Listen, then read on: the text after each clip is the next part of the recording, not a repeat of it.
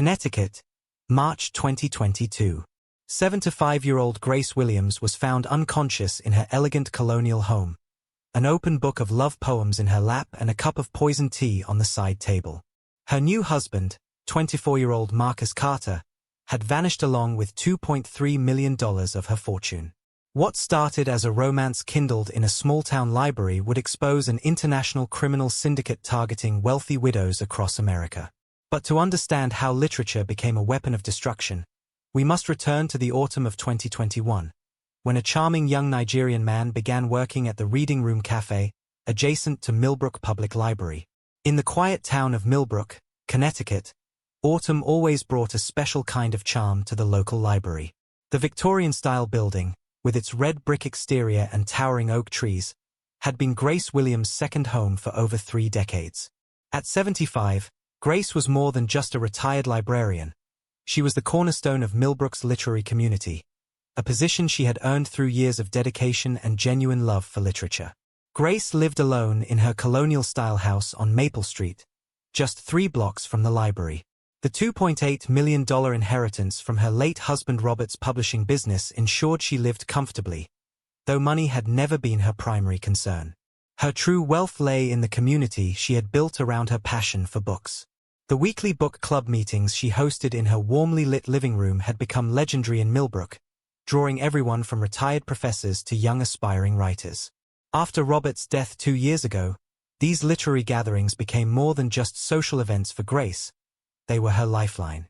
Her home, with its floor-to-ceiling bookshelves and reading nooks, transformed into a cultural hub where she hosted author meet-and-greets, poetry readings, and literary discussions. The familiar routine of organizing these events gave her purpose, filling the void left by her husband's passing. The Reading Room Café, adjacent to the library, had always been a natural extension of Grace's literary domain. In September 2021, when Marcus Carter started working there, no one could have predicted how his arrival would alter the community's dynamic. At 24, Marcus appeared to be everything the literary circle admired: young, articulate, and passionate about books. His knowledge of literature was impressive, spanning from classical works to contemporary African writing, and his charm was undeniable. Marcus presented himself as a Nigerian student pursuing a creative writing degree at the local university. His student visa was set to expire in 6 months, but this detail was just one of many secrets he kept hidden. Behind his engaging smile and intellectual discussions lay a complex web of deception. Back in Nigeria, a wife and 3 children waited, unaware of their husband and father's true intentions in America. The cafe where Marcus worked provided the perfect vantage point to observe Grace's daily routines. He learned her preferences meticulously: Earl Grey tea in the morning, chamomile in the afternoon, always served in the library's vintage china cups. He noticed how she spent hours organizing community events, the way she touched books with reverence, and most importantly, how her eyes lit up when discussing literature with someone who shared her passion. Grace's friends in the book club noticed Marcus's attention to detail, his thoughtful book recommendations, and the special care he took in preparing her beverages.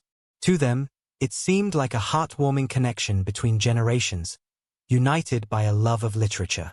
Linda Parker, Grace's closest friend, would later recall how Marcus could quote entire passages from Grace's favorite novels, a talent that particularly impressed the former librarian.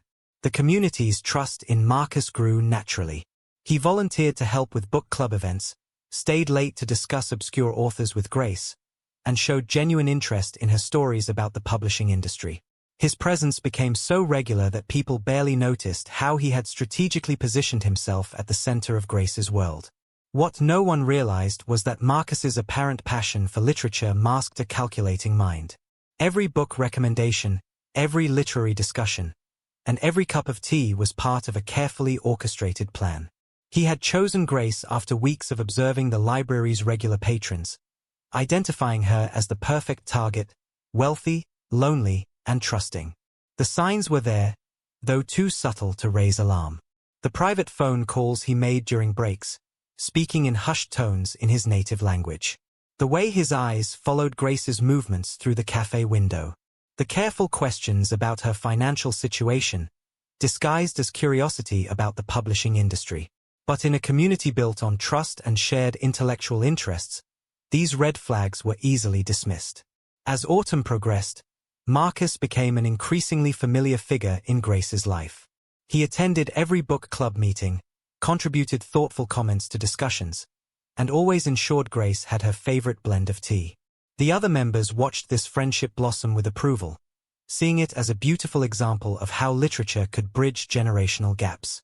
What they couldn't see was the methodical way Marcus was laying the groundwork for his plan. Each interaction was calculated, each shared literary moment designed to strengthen his position in Grace's life. His student visa's approaching expiration date added urgency to his actions, though he never let this pressure show in his carefully maintained facade. By the time the first leaves began to fall in Millbrook, Marcus had established himself as an indispensable part of the library's community. He was the charming young man who remembered everyone's names, who could discuss Dickens and Akib with equal enthusiasm, and who showed particular kindness to their beloved former librarian. The stage was set for what would become one of the most disturbing cases of deception the quiet town had ever seen. No one in the close-knit community could have imagined that their shared love of literature would become the vehicle for such a calculated betrayal. The books that had always brought people together would soon become part of a much darker story, one that would shatter their trust and change their community forever. The October evening when Marcus made his first calculated move toward Grace was perfectly orchestrated. During the book club's discussion of Love in the Time of Cholera, he deliberately challenged Grace's interpretation, sparking a heated debate that lasted long after other members left. As they sat alone in her book-lined study, Marcus leaned forward, eyes intense with fabricated passion for literature, and said words that would begin their fatal dance. "I've never met someone who understands Garcia Marquez like you do." Grace, flattered by his attention and impressed by his apparent literary depth, didn't notice how his eyes darted to her designer watch, assessing its value as he spoke.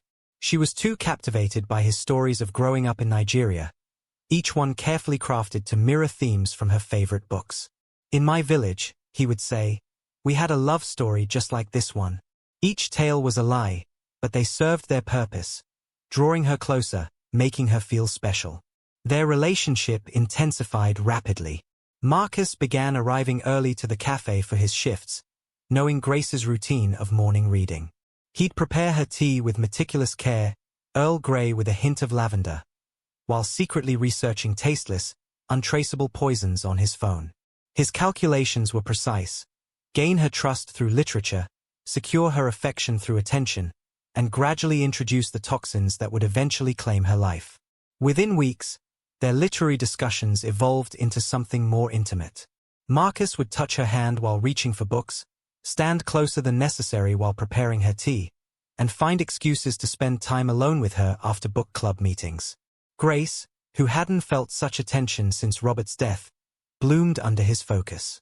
She began dressing more carefully for book club meetings, wearing her finest jewelry, details Marcus noted with predatory interest.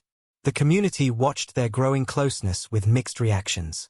Most found it charming, a May-December friendship based on shared intellectual passions.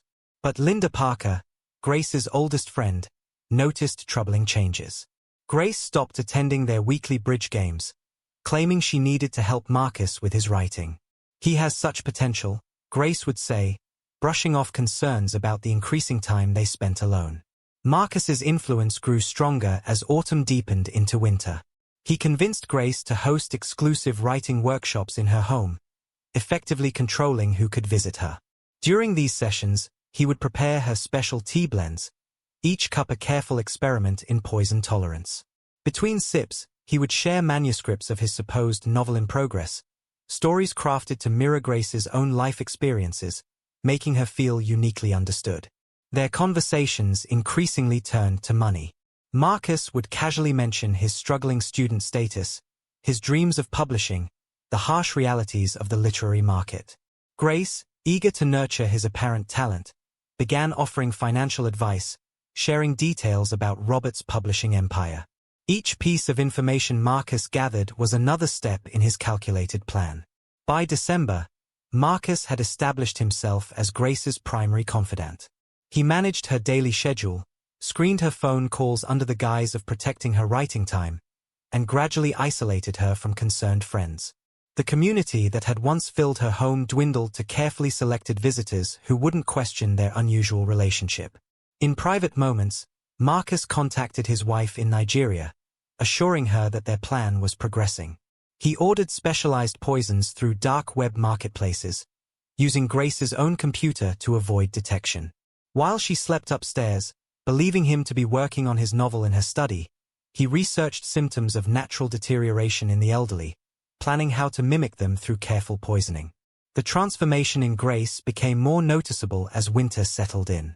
Her once sharp literary analysis grew fuzzy, her hands sometimes trembled during book discussions, and she frequently complained of unexplained fatigue.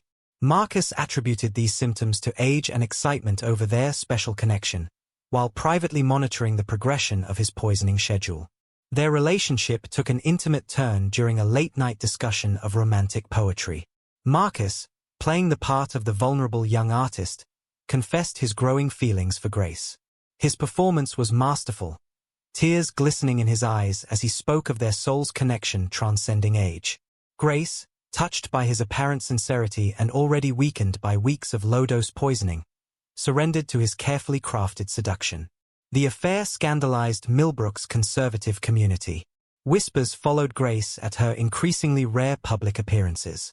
Marcus used this social isolation to his advantage, positioning himself as her only true ally. "They don't understand our connection," he would whisper, holding her trembling hands. Great love stories are always controversial. During the day, Marcus played the attentive lover, discussing literature and dreams of their future together. At night, while Grace slept fitfully, he documented her symptoms in a hidden notebook, adjusting poison doses with clinical precision. He began suggesting changes to her will, using their intimate moments to plant ideas about securing their literary legacy together. By the end of that winter, Grace's transformation was complete. The vibrant community leader had become a virtual recluse, emerging only for carefully orchestrated appearances with Marcus. Her once busy home grew quiet, her social circle reduced to Marcus and a few carefully vetted visitors who supported their relationship. The stage was set for the final act of his deadly performance. The few friends who managed to maintain contact with Grace noticed alarming changes. Her sharp wit had dulled, her hands shook constantly, and she seemed unnaturally dependent on Marcus for everything from daily decisions to medication management. But when confronted, she defended him fiercely, citing great literary romances as precedent for their unlikely relationship. Marcus's research into poisons continued, hidden behind a facade of literary ambition. He spent hours in Grace's study, supposedly working on his novel, while actually perfecting his toxic regimen. Each cup of tea, each loving gesture, brought them closer to his ultimate goal. The very books that had brought them together now provided cover for his deadly scheme, their pages open to romantic passages while he plotted her demise. By early spring, Marcus had perfected his poisoning ritual with mechanical precision. Each morning began the same way. He would arrive at Grace's colonial home before dawn, letting himself in with the key she'd given him for emergencies. In her gourmet kitchen, he would prepare her morning tea with practiced movements, adding carefully measured doses of colorless, odorless toxins to her favorite bone china cup. The poison itself had been meticulously chosen after weeks of research. It was a sophisticated combination of compounds that mimicked natural aging symptoms: tremors, confusion, gradual organ failure. Marcus kept detailed notes in a password-protected file on his laptop, documenting every dose, every symptom, every small victory in his deadly campaign. Day 47. Subject showing increased fatigue. Cognitive function notably declining. Tremors more pronounced. Grace's deterioration followed his carefully plotted schedule. First came the subtle changes, occasional trembling hands during book club meetings, forgotten words in the middle of literary discussions, unusual fatigue after their morning reading sessions. Marcus played the devoted partner perfectly, his face masked with concern as he steadied her shaking hands or gently reminded her of forgotten appointments.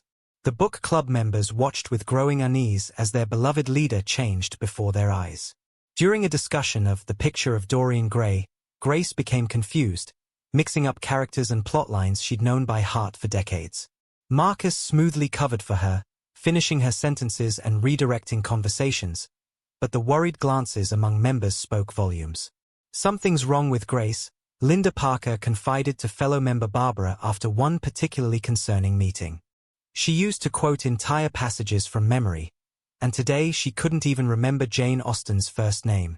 But Marcus had anticipated such concerns, having already planted seeds of doubt about Linda's motivations.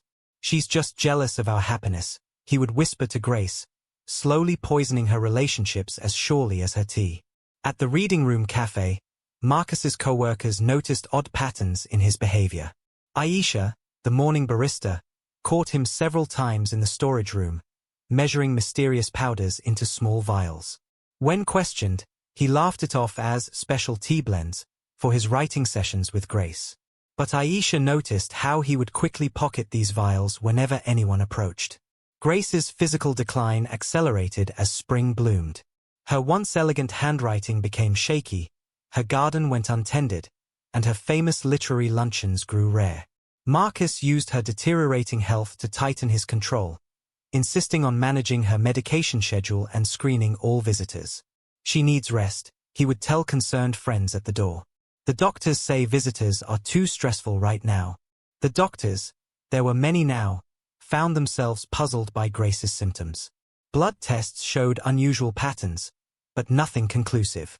Marcus attended every appointment, his arm supportive around Grace's increasingly frail shoulders, providing detailed accounts of her symptoms that carefully led medical professionals away from suspecting poison. Financial irregularities began surfacing as Grace's mental state declined. Large withdrawals appeared in her bank statements, unusual for someone who had always managed her money conservatively.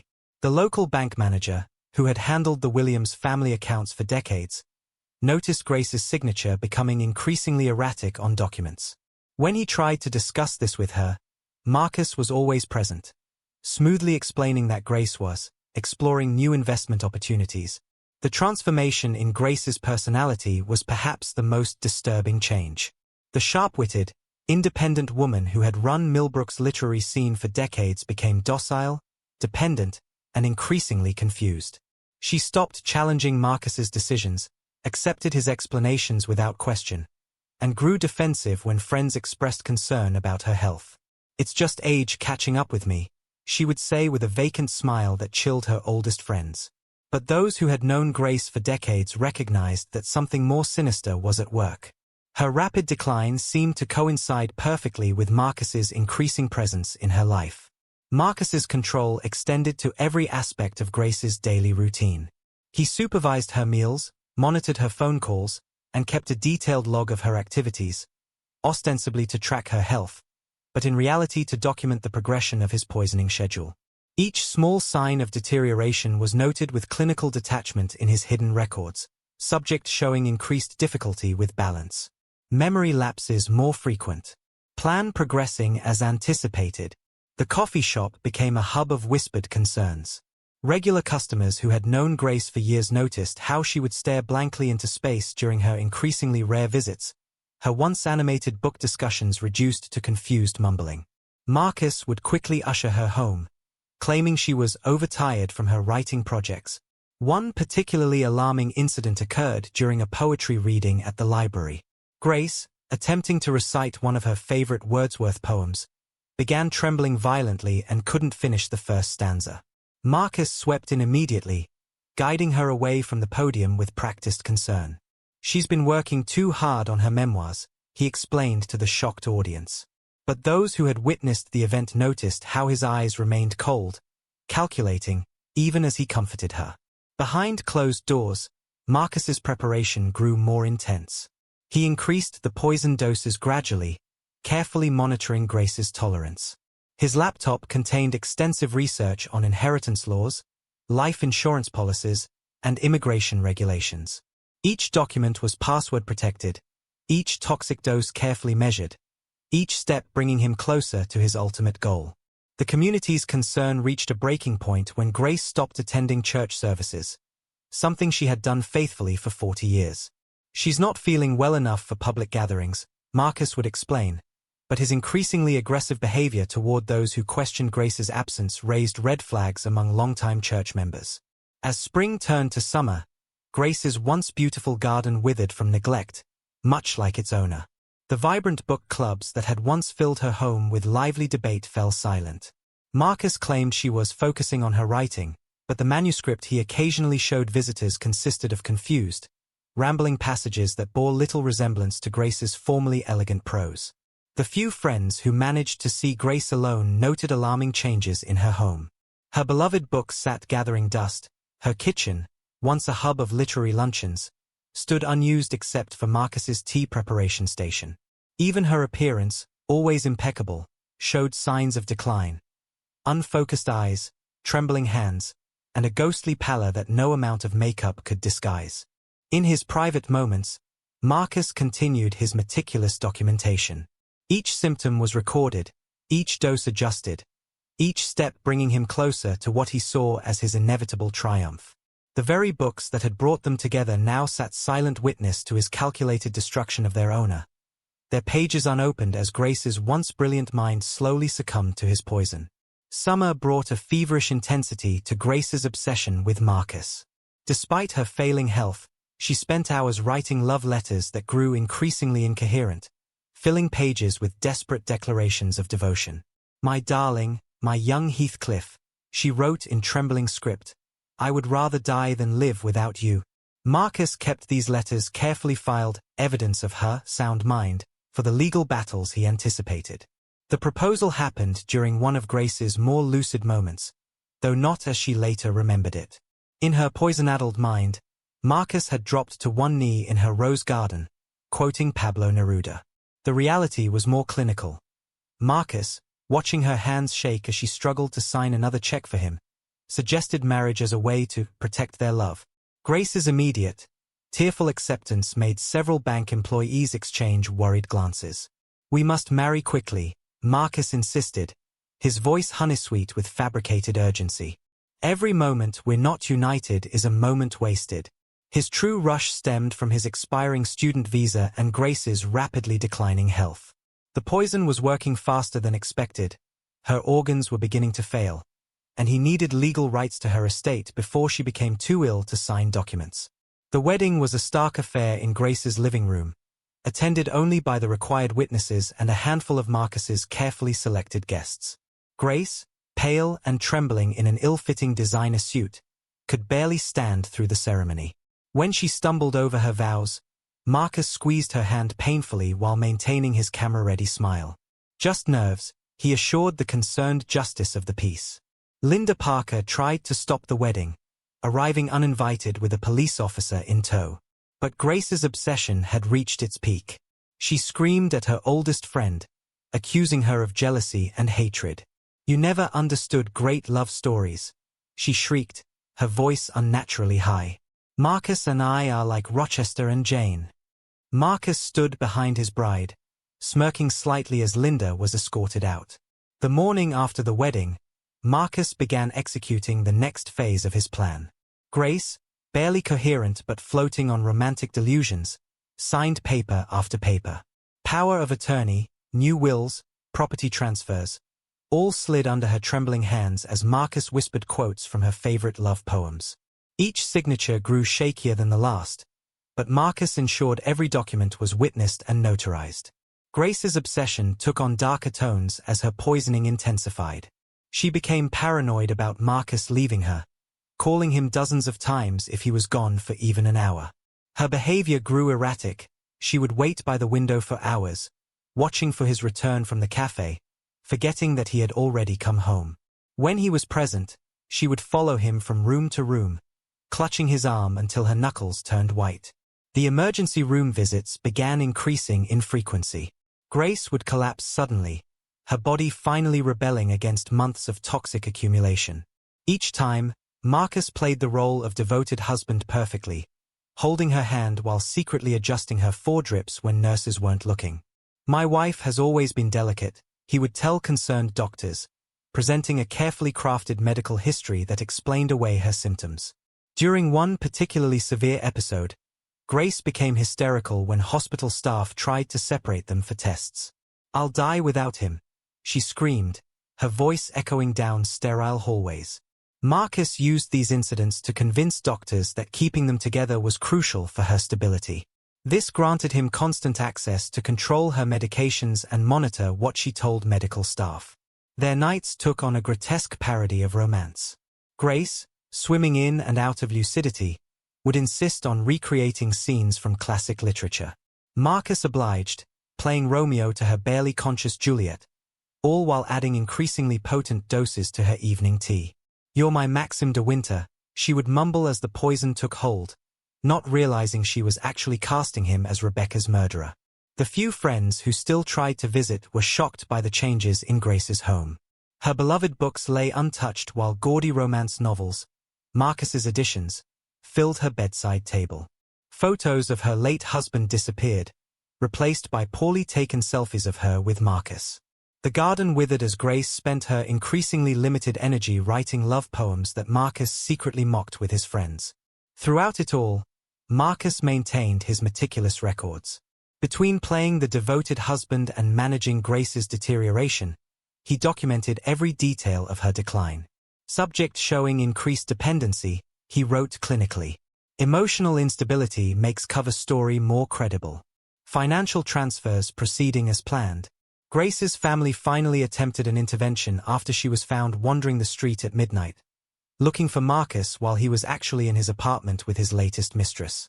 But Grace's obsession had reached impenetrable levels. She accused her children of conspiring against her true love, threatening to cut them from her will if they didn't support her marriage. Marcus stood in the background during these confrontations, playing the patient, misunderstood husband. The community watched in helpless horror as Grace Williams, once their elegant cultural leader, transformed into a desperate, obsessed shadow of herself. She would sit in the café for hours, waiting for Marcus's shifts to end, her formerly sharp mind now focused solely on monitoring his movements. The whispers grew louder, but Grace's fierce defense of Marcus and his careful legal preparations made intervention impossible. As summer faded into autumn, Grace's decline accelerated dramatically. Her romantic obsession remained strong even as her body failed, creating a disturbing contrast between her passionate declarations of love and her increasingly skeletal appearance. Marcus began preparing for the final act, knowing that Grace's deteriorating condition would soon require hospitalization. He had already laid the groundwork, ensuring that every legal document, every medical decision, and every financial account was under his control. The once proud woman who had built Millbrook's literary community was now entirely in the grip of both poison and obsession, unable to distinguish reality from the romantic fantasies she had built around her young husband. Her last coherent acts would be love letters to Marcus, written in barely legible script, declaring him her soulmate even as he systematically destroyed her. Dr. Helena Reyes first noticed the pattern during Grace's third emergency room visit in October. As she reviewed the mounting stack of lab results, something caught her experienced eye: subtle abnormalities in Grace's liver enzymes that didn't match any natural disease progression. When she ordered additional toxicology screens, Marcus became noticeably agitated, demanding to transfer Grace to a different hospital. But it was too late. The blood work had already been sent to the state's forensic laboratory. Within days, preliminary results revealed traces of a sophisticated combination of poisons, carefully administered over months. Dr. Reyes immediately contacted the police, triggering an investigation that would uncover a web of deception far more intricate than anyone imagined. Detective Sophia started by reviewing Grace's hospital records. The timeline was damning. Each emergency room visit corresponded with suspicious withdrawals from Grace's accounts. Large sums of money disappeared within hours of her being admitted, always while she was heavily sedated, and Marcus had full access to her phone and banking credentials. Millbrook First National's fraud department had already flagged unusual patterns in Grace's accounts. Wire transfers to offshore accounts, sudden changes in investment strategies, and large cash withdrawals painted a picture of systematic financial drainage. The bank's security footage showed Marcus making withdrawals using Grace's cards, his hands steady as he emptied her accounts while she lay in hospital beds. The coffee shop became a crucial source of evidence. Aisha, the morning barista, finally came forward with disturbing observations. She described how Marcus would arrive early, bringing his own sealed containers of special tea ingredients, Security cameras captured him measuring unknown substances in the storage room, carefully adding them to Grace's daily tea preparations. He had this routine, Aisha told detectives. He would make her tea before anyone else arrived, always using these little vials he kept in his pocket. When I asked about them once, he got aggressive, told me to mind my own business. I should have said something sooner. Immigration authorities uncovered the next bombshell. Marcus's student visa application contained falsified documents, but more importantly, it led them to his existing marriage in Nigeria. His wife there, Adana, revealed during a video interview that Marcus had orchestrated similar schemes before, though never with such deadly sophistication. The investigation expanded to include Marcus's digital footprint. His laptop, seized during a raid of his apartment, contained meticulously detailed notes on poison dosages and symptoms. Hidden folders revealed extensive research on untraceable toxins, along with a timeline plotting Grace's anticipated decline. Most chilling were the photographs, hundreds of them, documenting her deterioration with clinical precision. Financial investigators traced a complex network of transactions.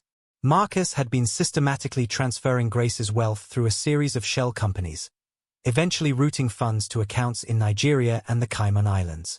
The amounts were staggering. Nearly $1.2 million had already disappeared, converted into cryptocurrency and untraceable assets. But the most damning evidence came from Grace's own home. Hidden cameras, installed by Marcus under the guise of security measures, had inadvertently recorded his methodical poisoning routine.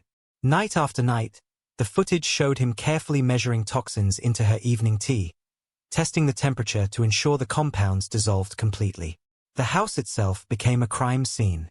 Forensic teams discovered traces of various poisons in the kitchen, concentrated around the tea preparation area. Marcus's fingerprints were found on vials of toxic substances hidden behind books in the library, a cruel twist given how their relationship had begun among those same shelves. Linda Parker provided crucial testimony about Grace's rapid decline. She handed over months of correspondence showing her growing concerns, along with videos she'd secretly taken of Grace's increasingly erratic behavior. The progression was clear. Each new symptom corresponded perfectly with the poisoning schedule found on Marcus's laptop. The hospital staff began piecing together their own observations. Nurses reported how Marcus would insist on administering Grace's medications himself, often sending them away on trivial errands. Security footage from the hospital showed him tampering with 4 bags when he thought no one was watching, adding unknown substances from vials kept in his pocket. Grace's legal team discovered that Marcus had been systematically rewriting her will, making small changes during her more lucid moments. Each new version granted him greater control over her estate, while increasingly restricting her family's access to both her and her assets. The signatures on these documents showed Grace's deteriorating condition, from steady to shakier, until they were barely legible. Bank employees came forward with accounts of Marcus's suspicious behavior. He would arrive minutes before closing, insisting on immediate transfers that couldn't wait until morning. When questioned about large withdrawals, he would produce notarized documents signed by Grace, though she was often hospitalized during the dates they were supposedly signed. The investigation uncovered a second apartment Marcus maintained across town, paid for with Grace's money. Inside, they found research materials on various poisons, multiple burner phones, and documents relating to his real family in Nigeria. Most disturbing were the drafted letters, prepared in advance to announce Grace's death from natural causes. Security camera footage from local pharmacies revealed Marcus purchasing various components used in his toxic cocktail. He spaced these purchases across different locations, but facial recognition software compiled a damning timeline of acquisition. Each purchase corresponded with an intensification of Grace's symptoms. Immigration investigators expanded their probe into Marcus's past.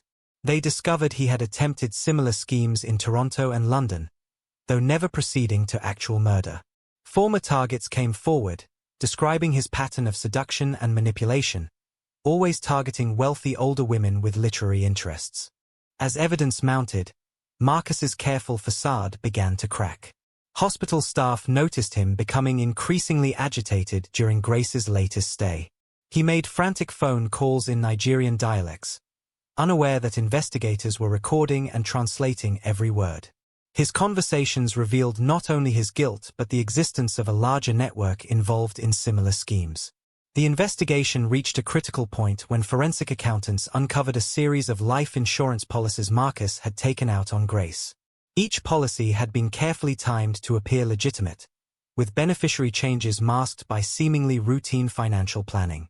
The total payout would have exceeded $5 million, all directed to accounts under his control. Grace herself, now under protective custody in the hospital, began showing signs of recovery as the poisoning stopped.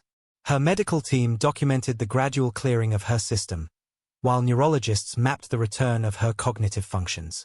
As her mind cleared, her testimony became the final, devastating piece of evidence against the man who had systematically worked to destroy her. The state of Connecticut versus Marcus Carter began with an unprecedented array of charges: attempted first-degree murder, aggravated elder abuse, grand larceny, immigration fraud, and money laundering. District Attorney Eleanor Martinez assembled a prosecution team specialized in both financial crimes and homicide, recognizing the complex nature of Marcus's schemes. The evidence room in the courthouse basement resembled a macabre library. Shelves lined with labeled vials of poison samples sat alongside financial records, immigration documents, and Grace's desperate love letters. The prosecution's case filled 38 boxes, each containing another layer of Marcus's elaborate deception. Marcus's behavior in custody revealed a new side of his character. Gone was the charming literary enthusiast, replaced by a calculating criminal mastermind. He used his one phone call to contact not a lawyer, but a mysterious figure in Nigeria. Prison guards intercepted the call, recording him speaking rapidly in Igbo, "Destroy everything. They must not find the others." While awaiting trial, Marcus began establishing a network within the prison system. He befriended Viktor Petrov, a notorious Russian inmate with connections to international crime syndicates. Guards reported frequent meetings between them, whispered conversations in the exercise yard that abruptly stopped whenever anyone approached. The prosecution's case grew stronger daily. Forensic accountants uncovered 12 more offshore accounts, each containing portions of Grace's fortune. Medical experts presented detailed analyses of the poison cocktail, revealing its sophisticated composition that pointed to professional criminal connections. Marcus's first escape attempt came during a routine medical examination. He had systematically weakened his restraints over weeks, carefully timing his move during a shift change. The attempt failed, but revealed hidden resources. He had somehow obtained a fake passport and $50,000 in cash, concealed in his medical records. The discovery of witness intimidation followed. Linda Parker received threatening letters, traced back to Marcus's prison contacts. Other witnesses reported suspicious figures photographing their homes. The prosecution was forced to establish a comprehensive witness protection program, moving key testimonies to secure locations. During pretrial hearings, Marcus's facade cracked further. He lunged at Dr. Reyes when she presented medical evidence, screaming threats in multiple languages. The outburst revealed more than rage. Referenced names and places gave investigators new leads into his international criminal connections. Prison officials discovered Marcus had established a complex communication network using coded messages hidden in library books, an ironic echo of his literary seduction of Grace. These messages, when decoded, revealed connections to similar cases across 3 continents, suggesting a larger organization specializing in romance-based financial fraud. The investigation expanded as other victims came forward. 3 women from different countries identified Marcus from news coverage, describing similar schemes that had stopped short of murder. Each story followed the same pattern: literary discussions, whirlwind romance, and systematic financial drain. Marcus's prison rival emerged unexpectedly, another Nigerian inmate who recognized him from Lagos. James Okafor knew details about Marcus's past that even investigators hadn't uncovered. The rivalry escalated quickly, leading to a violent confrontation in the prison cafeteria that put both men in solitary confinement. The prosecution's case reached a turning point when Grace took the stand. Now fully recovered, she provided devastating testimony about Marcus's manipulation. Her clear, Precise recollection of the poisoning schedule matched perfectly with evidence found on Marcus's laptop. Financial evidence proved particularly damning. Forensic accountants traced every dollar Marcus had stolen, revealing a sophisticated money laundering operation that spanned multiple countries. The total approached $2.3 million, with funds moving through a labyrinth of shell companies and cryptocurrency exchanges. Marcus's legal team began imploding as evidence mounted. His first two attorneys quit after discovering he had lied to them. The third withdrew after Marcus threatened him during a private consultation. He finally ended up with a public defender, whom he repeatedly tried to manipulate with elaborate false narratives. The prison system's investigation revealed Marcus had been attempting to establish a fraud operation from behind bars. He used his literary knowledge to create coded messages in book requests, coordinating with outside contacts to target other wealthy individuals. Prison officials shut down the scheme, but not before discovering links to organized crime. As the trial date approached, Marcus became increasingly erratic. He vacillated between proclaiming his innocence with scholarly eloquence and raging against the witnesses in multiple languages. His outbursts in court required increased security measures, with additional guards posted whenever he was present.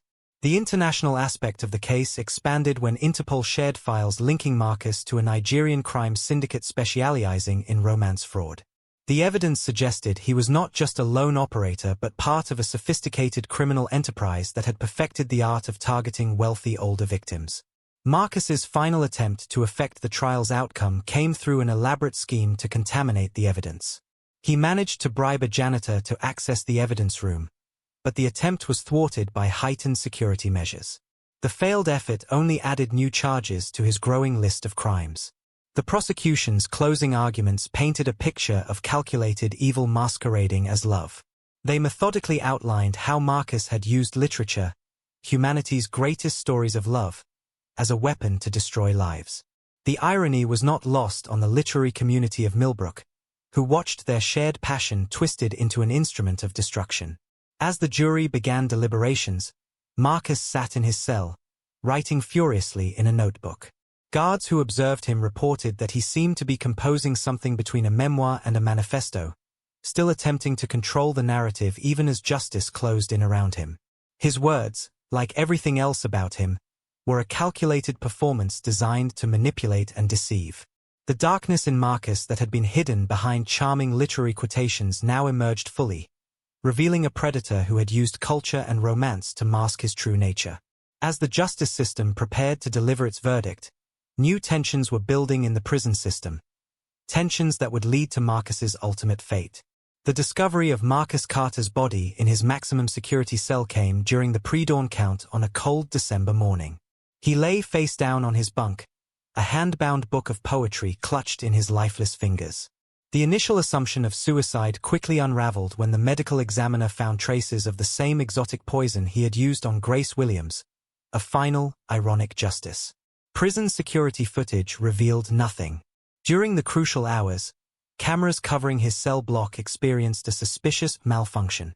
The only unusual activity recorded was a brief visit from James Okafor, his Nigerian rival, carrying what appeared to be a book from the prison library.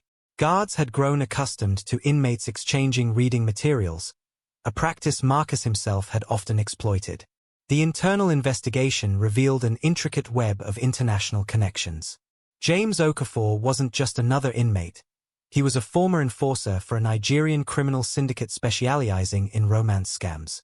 His presence in the same prison as Marcus was no coincidence. The syndicate had marked Marcus for death the moment his scheme threatened to expose their larger operation. The poison used to kill Marcus was traced to a sophisticated criminal network spanning 3 continents. Federal investigators discovered that his poisoning of Grace had been a test run for a larger operation. Wealthy widows across the country had been targeted, with Marcus's literary seduction technique refined into a criminal template. Grace's recovery became Millbrook's collective mission. The community that had watched helplessly during her decline now rallied around her healing. The library's main reading room, renamed the Williams Literary Salon, hosted weekly recovery meetings where victims of similar schemes shared their stories. Grace's sharp wit gradually returned, though now tempered with hard-won wisdom. I fell in love with a character in a book, Grace told a packed room during her first public speaking engagement. The problem was, Marcus wrote himself into the role, and I couldn't separate the author from his fiction. Her candor about her experience helped other victims come forward, exposing dozens of similar schemes across the country. The book club reformed with a new mission. Beyond discussing literature, they became an informal support network for elderly residents, particularly those recently widowed. Members received training in recognizing manipulation tactics and financial fraud.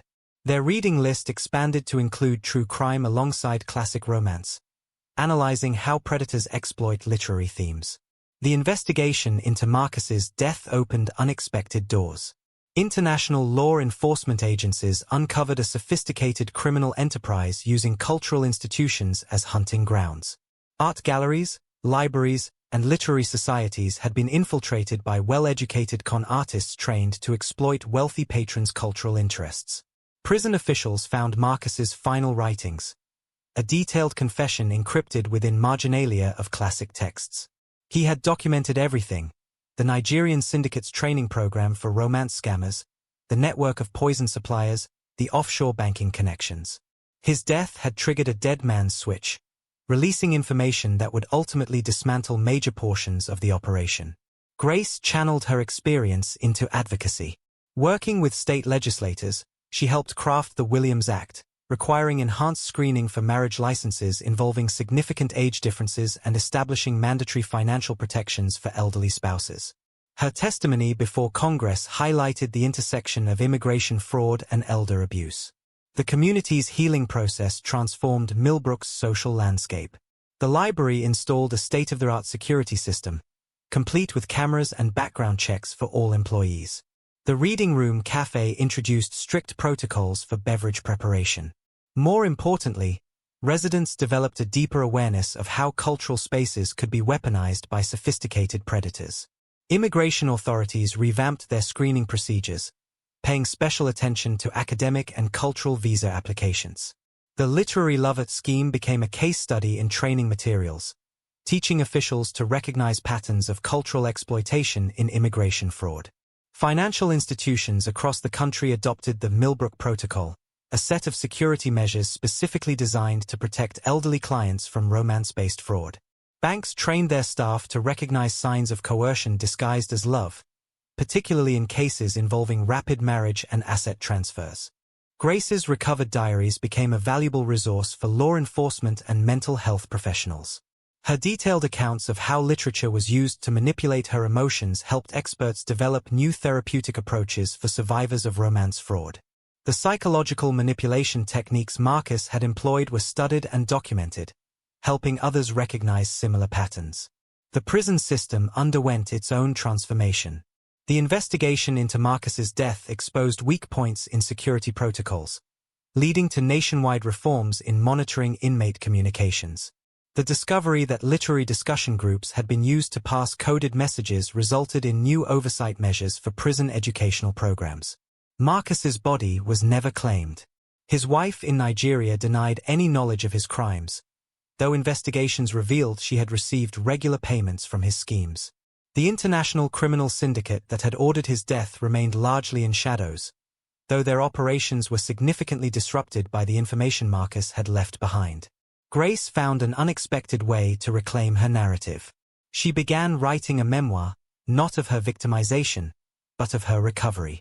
Beyond the Last Chapter became a beacon of hope for other survivors, showing how one could rebuild after such profound betrayal. The book clubs that had once been Marcus's hunting ground became spaces for healing and empowerment. The Reading Room Café evolved into a community hub for fraud prevention education. Regular workshops brought together elderly residents with financial advisors, legal experts, and law enforcement officials. The space that had witnessed the beginning of Marcus's scheme became a fortress against similar predators. 1 year after Marcus's death, Grace stood in her restored garden, hosting a different kind of literary gathering. Surrounded by survivors, advocates, and community members, she dedicated a new collection of books on financial literacy and personal safety to the library. Literature should illuminate life, she told the crowd, not shadow it in darkness. The final chapter of Marcus Carter ended in the same way he had orchestrated Grace's suffering, with a poison that left no traces except in the expertise of those who knew where to look. But his death opened the door to healing and reform, transforming a community's vulnerability into strength. The literature he had twisted into a weapon became a shield, protecting future generations from those who would use culture to conceal their crimes.